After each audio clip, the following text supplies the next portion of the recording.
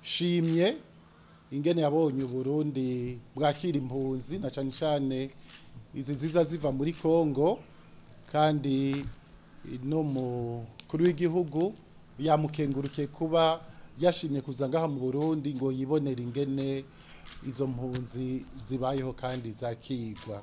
Ariko kandi hariho n'inkuru twashoboye kumenyesha zibiri kandi zihimbaye. Inyuma y'uru rugendo rw'uyu mukardinale mu ndwiza tuzokwakira umunyamabanga wa leta ya Vatikano Cardinal Pietro Parolin azogendera igihugu cacu, akabaje ubwa mbere kuko hariho imyaka 20 iheze twahimbaza intumwa ya Papa Michael Courtine igandaguriwe hariya mu Minago.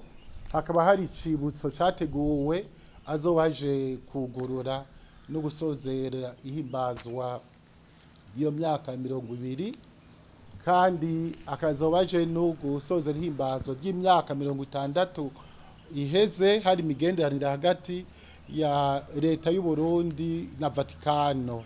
Gushika ubu nta ambasade u Burundi bwari bufise i Vatikano.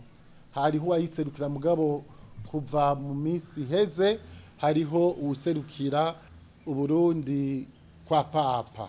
Yindi nkuru nuko azoza kumenyesha ko mu Burundi twaronse bazilike ntoyi, ishengero ya Papa, mugabo akaba yitwebwe tuheza tukayikurikirana, mugabo akagirirwa nyene imigigwa itunganijwe neza kandi yisunga ingendo y'Iroma, kuvuga ishobora no kubera akarorero ku yandi ma ecclesia ari ngaho iwacu mu Burundi.